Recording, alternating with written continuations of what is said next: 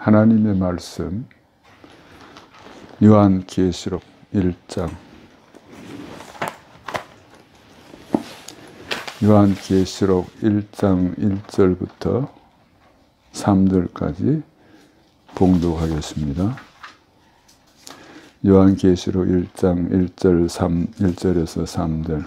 예수 그리스도의 계시라. 이는 하나님이 그에게 주사 반드시 속히 일어날 일들을 그 종들에게 보이시려고 그의 천사를 그 종 요한에게 보내어 알게 하신 것이라. 요한은 하나님의 말씀과 예수 그리스도의 증거 곧 자기가 본 것을 다 증언하였느니라.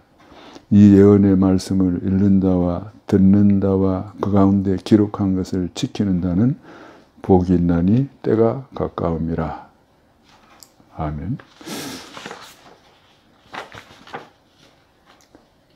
오늘 복 있는 자에 대해서 말씀을 생각하려고 합니다. 시편 1편에도 이와 비슷한 내용의 말씀이 있습니다. 시편 1편에는 복 있는 사람은 악인의 꾀를 쫓지 아니하며 죄인의 길에 서지 아니하며 오만한 자의 자리에 앉지 아니하고 그 율법을 주야로 묵상하는 자라 그랬습니다. 이렇게 성결하게 생활하면서 말씀을 묵상하는 자는 시냇가에 심은 나무처럼 열매를 맺고 그 하는 일이 다 형통하고 심판의 때에도 하나님의 인정을 받는다, 복을 받는다 그랬습니다. 오늘도 여기 이 예언의 말씀을 읽는 자와 듣는 자와 그 가운데 기록한 것을 지키는 자가 복이 있나니 때가 가까움이라. 말씀을 사랑하는 자들에게 주시는 복입니다. 어떤 자가 복이 있는가? 말씀을 지키는 자와 그리고 말씀을 읽는 자와 듣는 자와 지키는 자들이 복이 있다. 때가 가까움이라. 시편 1편과 요한계시록 1편은 조금 사정이 다릅니다. 시편 1편은 평상시의 신앙생활을 말씀한 것 같고 오늘 본문은 이 환난의 때에 이스라엘 하나님 백성들에게 주시는 교훈입니다. 당시에 주후 90년대쯤에 로마의 황제 도미티안 황제가 황제 숭배 사상 명령을 내렸습니다. 황제를 신처럼 섬기라는 거죠.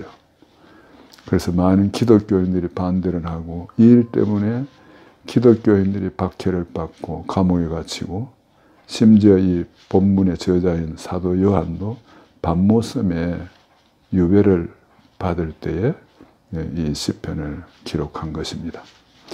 이 계시록을 기록한 것입니다. 그러니까 환난 때 주시는 하나님의 말씀이라고 생각할 수 있죠. 하나님 백성들의 환난 때 주시는 하나님의 위로의 말씀입니다. 많은 환난을 당한 신자들에게 하나님의 말씀을 읽는다와 지키는 자와 기록한 것을 읽는 자와 듣는 자와 그리고 기록한 것을 지키는 자가 복이 있다. 그렇게 말씀한 것입니다. 제가 중학교 2학년 때까지는 예수를 믿지 않는 그런 생활을 했습니다. 그런데 어느 날 그 형님의 그 책상 위에 조그만 성경책을 제가 발견했습니다.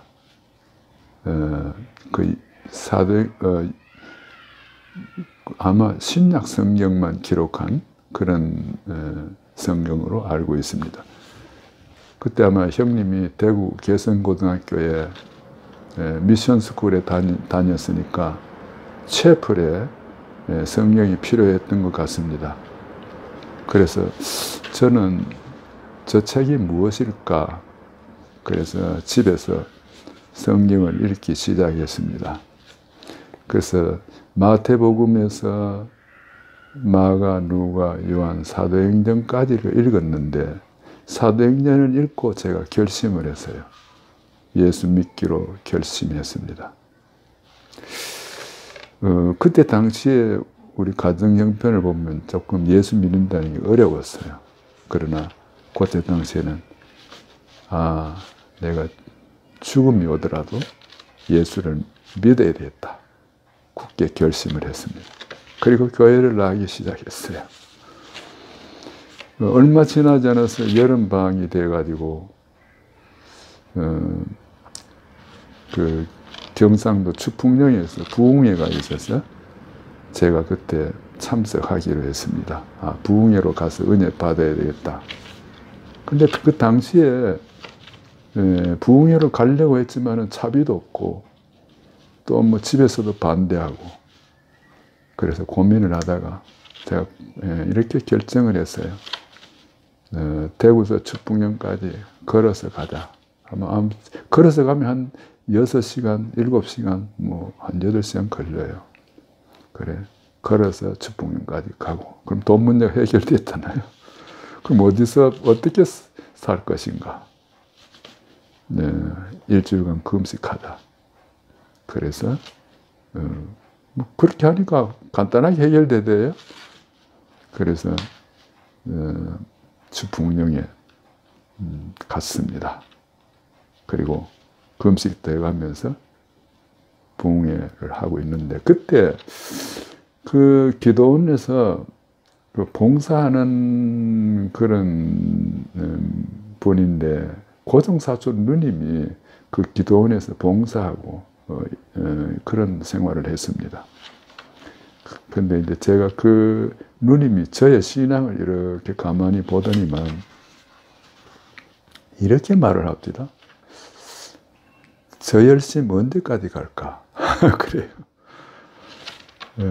근데 지금 와서 생각해 보니까 그 누님이 생각이 그 걱정이 한낱 기우에 불과하다 하는 것이 되어버렸죠. 그 열심, 그때 가졌던 그 열심은 지금도 그대로 가지고 있으니까요. 그래서 하나님 말씀을 읽는 일이 내 인생을 완전히 바꾸어 버렸던 그런 기억을 지금도 하고 있습니다. 말씀을 읽는 자가 복이 있고, 두 번째로는 말씀을 듣는 자가 복이 있다고 했습니다. 성경에는 믿음은 들음에서 난다 그랬거든요. 말씀을 듣는 가운데 믿음이 생깁니다. 초대교회 때 예루살렘에서 이스라엘 백성들이 오순절에 성령을 받고 사도들이 복음을 외쳤습니다. 그러니까요, 듣는 사람들이 그날 3,000명이 회개를 했어요. 듣는 가운데 회개의 역사가 일어나고 믿음의 역사가 일어납니다. 그리고 백부장 고넬료는 베드로의 말을 듣는 가운데 성경이 이렇게 말하고 있습니다. 사도행전 10장 44절 46절에 보면은 베드로가 이 말할 때에 성령이 말씀 듣는 모든 사람에게 내려오시더라. 말씀 듣는 가운데 성령님의 역사가 일어납니다. 우리가 성령님의 은혜를 어떻게 받습니까? 말씀 듣는 가운데 성령이 임하고, 그날 모였던 사람이 성령도 받고 방언도 하고 기적의 역사가 일어났어요. 그리고 세 번째로는 말씀을 지키는 자가 복이 있다 그랬어요. 이 지킨다는 말은 물론 순종하는 말도 되지만은 하나님의 말씀을 기억하고 믿음으로 생활하고 그리고 순종하는 모든 생활을 의미합니다. 제가 예수를 믿기 전에 74년도에 알고 있습니다만은 그날 주일날 새해 첫 주간에 목사님 말씀을 듣고 결심한 게 있어요. 이 한 해는 하나님 앞에 예쁘게 한번 생활해보자. 하나님 앞에 실천하기로 했어요. 예쁘게. 그래서 하루가 가고 이틀이 가고 3일이 가고 그걸 아침 저녁으로 제가 검토를 했습니다. 아침이 딱 일어나면 하나님 앞에 내가 예쁘게 살아야지. 저녁에는 하나님 내가 하나님 앞에 예쁘게 생활했습니까? 그렇게 일일 반성해 가면서 매일매일 점검해 나가는데요. 한 10월 달쯤 되니까 하나님이 우리 가정에 세계의 놀라운 기적이 일어났어요. 그래서 하나님 말씀을 지키는 자가 복이 있다 하는 것을 제가 한번 체험해 본 적이 있습니다. 어느 날 아람 나아만 장군이 엘리사에게 방문했습니다. 그때 엘리사가 요단강에 가서 몸을 7번 씻으라. 물론 처음에는 그 말에 순종을 안 했지만은 나중에 엘리사가 요단강에 몸을 7번 씻으니까 그 나병이 깨끗하게 어린아이 살처럼 변화되었습니다. 순종하는데 기적이 일어납니다. 베드로가 하루 종일 밤이 새도록 밤이 맞도록 그리고 새벽이 되도록 고기를 잡았지만 한 마리도 잡지 못했지만 예수님이 찾아와서 그물을 깊은 데 가서 던지라. 그물을 던졌더니만 얼마나 고기가 많이 잡혔든지 2배나 가득하게 잠기도록 기적이 일어났습니다. 기적은 하나님 말씀을 듣고 지키는 가운데 기적이 일어납니다. 근데 이 본문 성경을 영어 성경으로 보면은 또 다른 깊은 의미가 있습니다. 그건 뭔가 하면은 우리 성경에 이게 표시가 안 됐는데 영어 성경에는 말씀을 읽는 자는 단수고 듣는 자와 지키는 자들은 복수입니다. 그래서 읽는 자는 the one으로 표시됐고 듣는 자와 지키는 자들은 does로 표현됐어요. 그리고 읽는 사람은 한 사람이고 듣고 지키는 사람은 복수입니다. 많은 사람들입니다. 이건 뭘 의미합니까? 이것은 말씀을 읽고 듣고 지키되 개인적으로 할 것이 아니라 교회적으로 하라는 거예요. 교회 중심으로. 말씀을 읽는 자는 여기 목사님입니다. 듣는 자는 성도들입니다. 그럼 목사가 말씀을 읽고 성도들이 듣고 지키는 가운데 교회가 부흥되고 복을 받는다는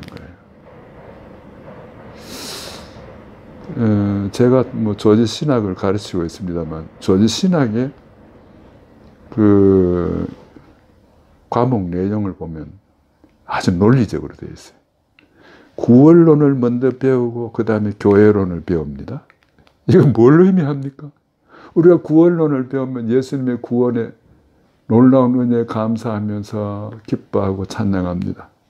나와 세상은 강고 덥고 구속한 주만 보이도다. 자, 그렇게 구원의 즐거움에 이렇게 하나님 찬양을 돌리는데 하나님은 다르게 말씀하십니다. 교회를 돌아보라는 거예요. 그래서 구원론 다음에 교회를 배우는 거예요. 하나님은 굉장히 논리적인 분입니다. 구원의 그 놀라운 기쁨에 젖어 있는 성도들에게 주님은 잠깐 교회로 머리를 돌리는, 고개를 돌리는, 교회를 돌아보라. 그래서 구원론을 배우고 그 다음에 교회론을 배웁니다. 그 주님은 또 교회론을 다 배우고 나면은 잠깐 내가 오는 것을 잊지 마라. 그래서 종말론을 배웁니다. 재림론을 배우죠. 그래서 우리가 재림을 바라보면서 구원의 주님에 감사하면서 그리고 교회를 돌아보면서 교회를 사랑하면서 하나님 말씀을 읽고 듣고 그리고 지키는 교회 중심의 이런 삶을 살아갈 수 있기를 주님의 이름으로 축원합니다. 기도하겠습니다.